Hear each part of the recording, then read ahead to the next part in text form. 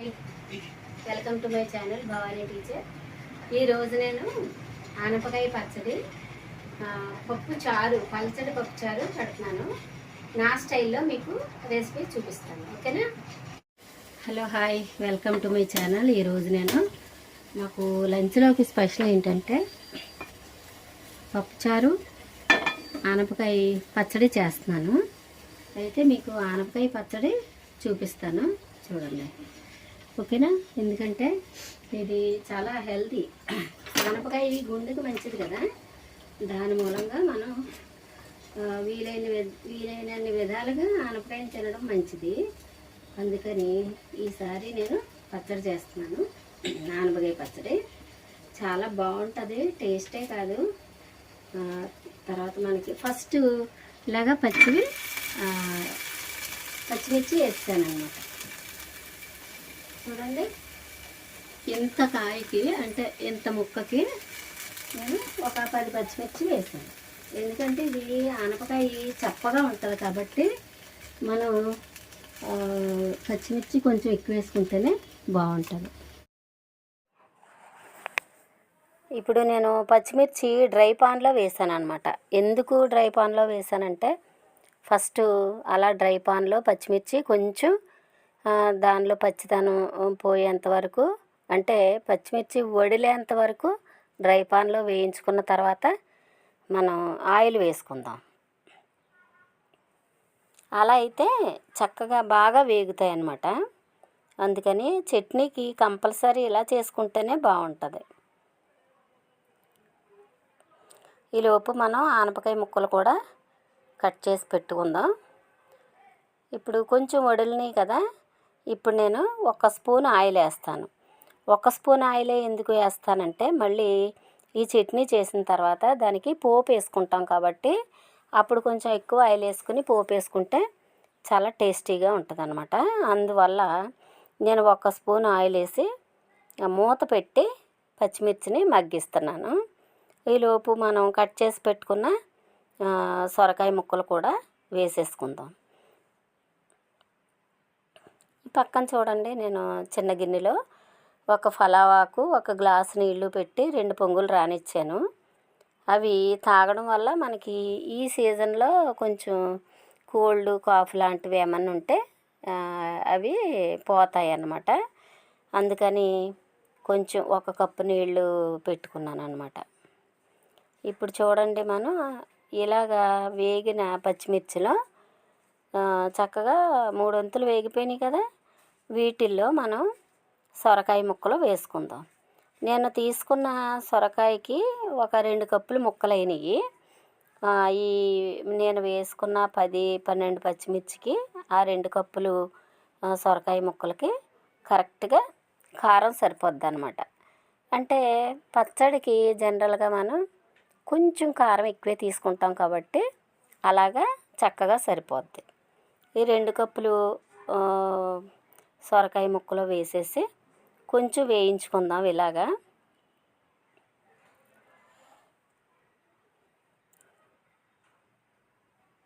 చాలా బాగుంటుంది, టేస్ట్ అయితే చాలా అద్భుతంగా ఉంటుంది. దీనిలో కంపల్సరీ పచ్చి జీలకర్ర, పచ్చి వెల్లుల్లితోనే చట్నీ మిక్సీ పట్టుకోవాలన్నమాట. 2 కప్పు కూడా వేసేసాను.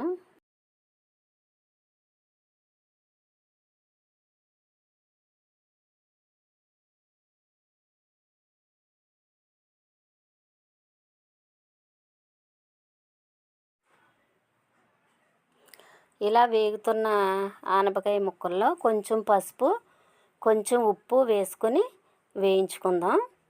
తర్వాత అవి కొంచెం మగ్గింది అనుకున్న తర్వాత మనం పచ్చడికి సరిపడా చింతపండు కూడా వేసుకుందాం. చింతపండు కడిగి వేసుకుందాం.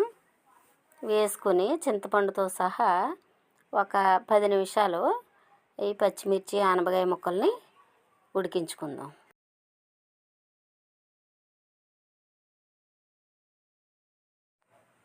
ఇప్పుడు కొంచెం చింతపండు వేసుకుందాం. ఇప్పుడు బిర్యానీ ఆకు వేసి మరిగించిన ఈ నీళ్ళనే నేను కప్పులో వేసుకుంటున్నాను. అది కొంచెం గోరువెచ్చగా టీ తాగినట్టు తాగేస్తాను అన్నమాట నేను. ఇంకా దానిలో ఏమీ కలపకుండా తాగుతాను. అందుకే కాస్త చప్పగా ఉన్నప్పటికీ కూడా మన ఆరోగ్యానికి మంచిదని బిర్యానీ ఆకుతో కాచిన నీళ్ళు కప్పులో వేసుకొని తాగేస్తాను అన్నమాట.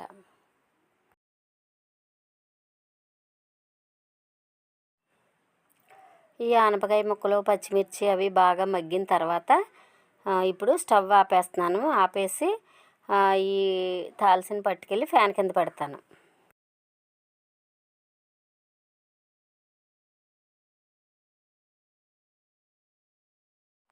మనం వేయించుకున్న పదార్థాలన్నీ చల్లారిన తర్వాత మాత్రమే మిక్సీ జార్లో వేసి చట్నీ చేసుకుందాం.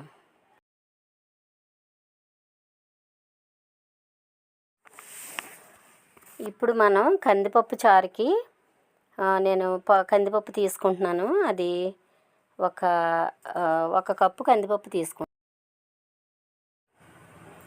దానిలో ఒక కప్పు కందిపప్పుకి ఒక 10-12 పచ్చిమిర్చి, ఒక సగం ఉల్లిపాయ, ఒక టమోటా వేసాను. ఇవన్నీ 2-3 సార్లు బాగా కడుక్కున్న తర్వాత అప్పుడు మనం నీళ్లు కూడా వేసుకుని స్టవ్ మీద పెట్టుకుందాం.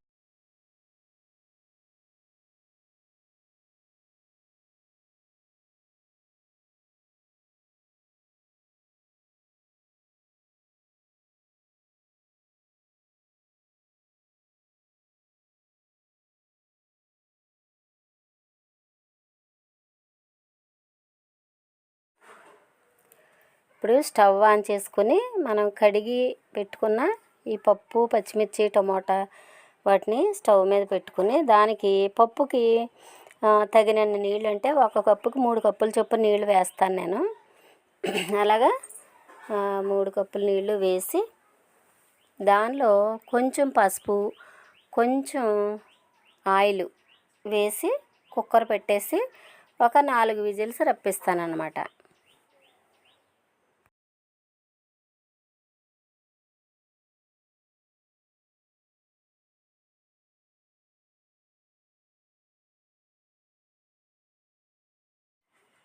ఇలాగా పసుపు, ఆయిల్ వేయటం వల్ల కందిపప్పు కానీ పెసరపప్పు కానీ ఏవైనా సరే పప్పులు చాలా మెత్తగా ఉడికిపోతాయి అన్నమాట.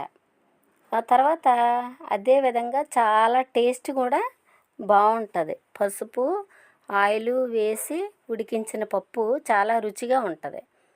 ఒకవేళ మనం గట్టిపప్పు చేసుకోవాలన్నా సరే అలాగే కొంచెం ఆయిల్, కొంచెం పసుపు వేసి ఉడికించుకుంటే గట్టిపప్పు కూడా చాలా రుచిగా ఉంటుంది. తప్పనిసరిగా పప్పు ఉడికించేటప్పుడు ఇలా వేయండి.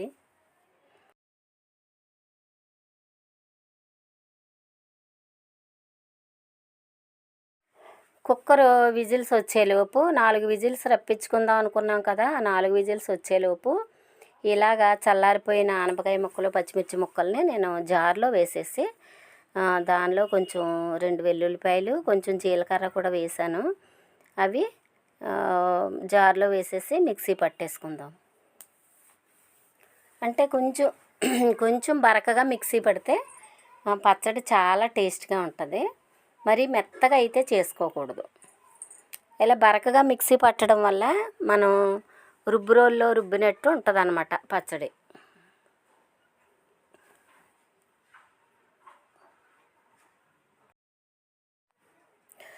ఈ సొరకాయతో మనం సొరకాయ హల్వా చేసుకోవచ్చు, పప్పు సొరకాయ వేసుకోవచ్చు. తర్వాత తినేవాళ్ళు ఎండు రొయ్యలు సొరకాయ వేసుకోవచ్చు. ఇలాగా సొరకాయ పచ్చడి చేసుకోవచ్చు. ఇలాగ అన్ని విధాలుగా కూడా మనం ఉపయోగించుకోవచ్చు. చూడండి, పచ్చడి రెడీ అయిపోయింది. దీనికి పోపు వేసుకుందాం. ఇప్పుడు స్టవ్ మీద ఆయిల్ పెట్టుకుని చక్కగా పోపు వేసుకుందాం. ఆ పోపులో మినప్పప్పు, ఆవాలు, జీలకర్ర, ఎండుమిర్చి, కరివేపాకు వేసుకుని చక్కగా పోపు పెట్టు. సొరకాయ పచ్చడి కోసం స్టవ్ మీద ఆయిల్ పెట్టాను. ఆయిల్ కాగిన తర్వాత మనం పోపులు వేసుకుందాం. మినప్పప్పు, ఆవాలు, జీలకర్ర, తర్వాత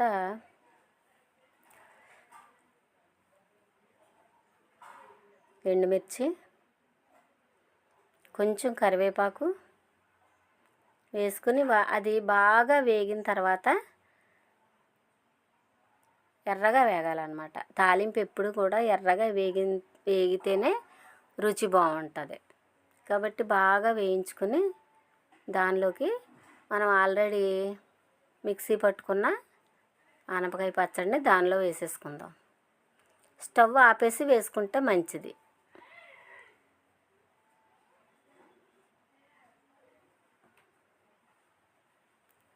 అందుకే మనం చట్నీ వేసుకోవడానికి తగిన డిషే పెట్టుకోవాలి. తాలింపు వేసుకోవడానికి మరీ చిన్నది కాకుండా.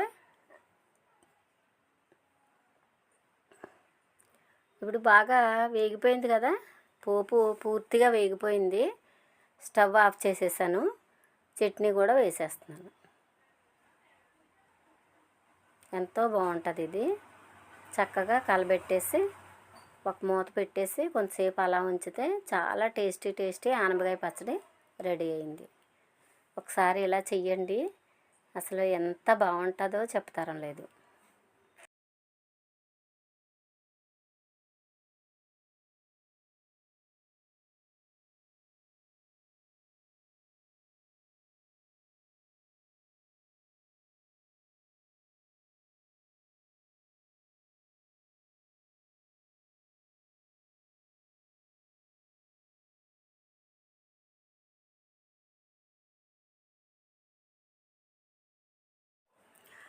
ఇప్పుడు కుక్కర్ కూడా 4 విజిల్స్ వేసేసింది. పప్పు ఉడికిపోయినట్టే. కాబట్టి స్టవ్ ఆపేసి కొంత టైము కుక్కరు చల్లారే వరకు వెయిట్ చేద్దాం. తర్వాత ప్రొసీజర్ చూద్దాం.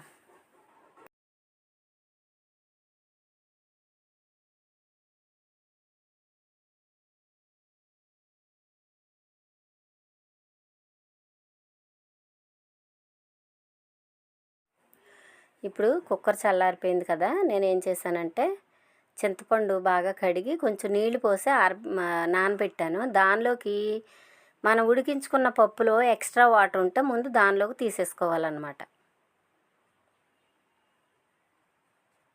తీసుకుని ఇప్పుడు పప్పు గుత్తి పెట్టి మెదిపేసుకుందాం. చాలా మెత్తగా, అంటే బాగా ఉడికింది కాబట్టి చాలా ఈజీగానే మెత్తగా అయిపోతుంది అన్నమాట. మనం పప్పు గుత్తితో మెదిపితే చాలా ఈజీగానే మెత్తగా అయిపోతుంది.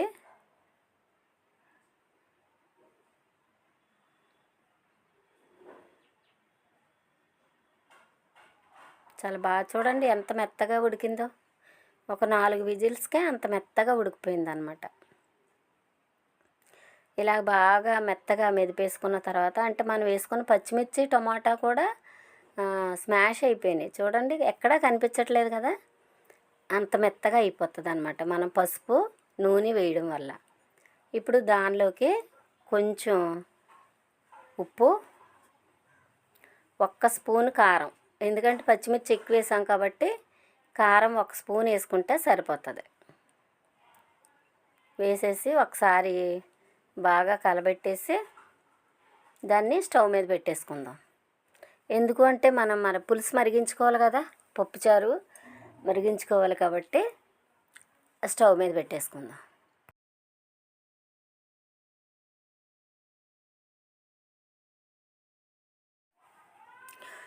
ఇప్పుడు మనం నానబెట్టుకున్న చింతపండుని బాగా పిండి ఆ పులుపు ఈ పప్పులో వేసుకుందాం అన్నమాట. మనకి ఎంత పప్పుచారు కావాలి అనే దాన్ని బట్టి మనం వాటర్ వేసుకొని చింతపండు పులుపు వేసుకోవాలి. మనకి ఎంత పలచగా కావాలి అనే దాన్ని దృష్టిలో పెట్టుకుని వేసుకోవాలన్నమాట. మన ఇంట్లో ఉన్న మెంబర్స్కి కావాల్సిన విధంగా వేసుకుంటే సరిపోతుంది.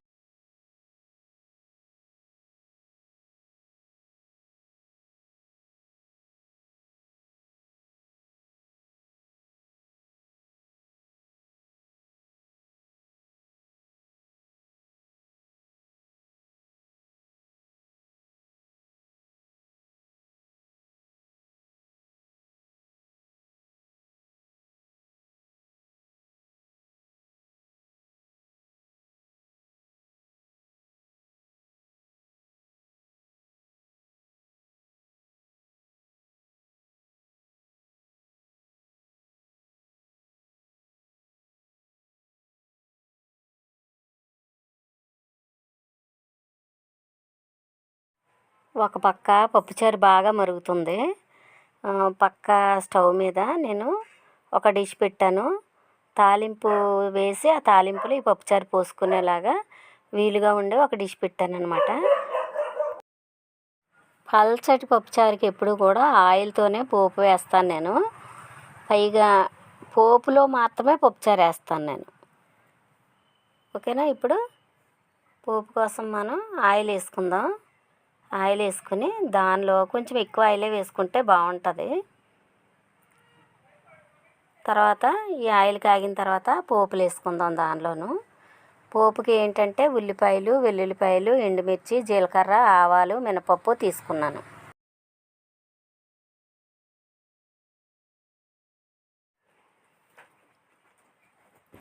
పప్పుచారు చూడండి చక్కగా మరుగుతుంది. ఇప్పుడు ఆయిల్ కాగితే మనం తీసుకున్న పోపులన్నీ కూడా ఆయిల్లో వేసేసుకుని బాగా ఎర్రగా వేగనిద్దాం.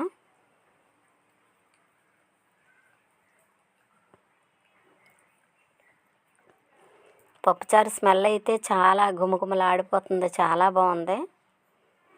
పోపు వేస్తే ఇంకా బాగుంటుంది అన్నమాట.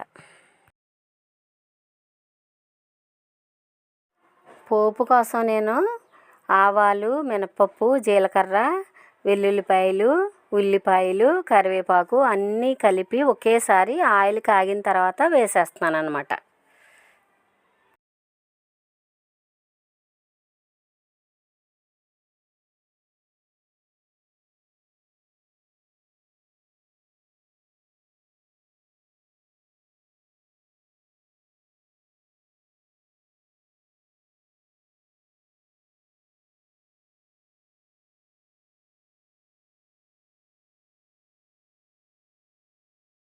పోపులో పప్పుచారు వేసేటప్పుడు మాత్రం చాలా జాగ్రత్తగా వేయాలి. ఎందుకు అంటే పోపు బాగా వేడిగా ఉంటుంది. తర్వాత పప్పుచారు కూడా బాగా మరిగి ఉంటుంది కాబట్టి వేసేటప్పుడు కొంచెం జాగ్రత్తగా వేయండి. ఓకేనా.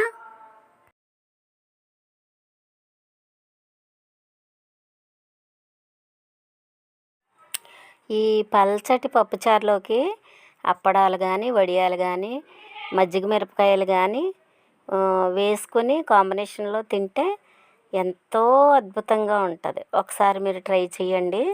ఇలా చేసుకొని తిని హ్యాపీగా ఉండండి. ఓకేనా. వీడియో నచ్చితే లైక్ చేయండి, షేర్ చేయండి, సబ్స్క్రైబ్ చేసుకోండి. ఓకే. Thank you.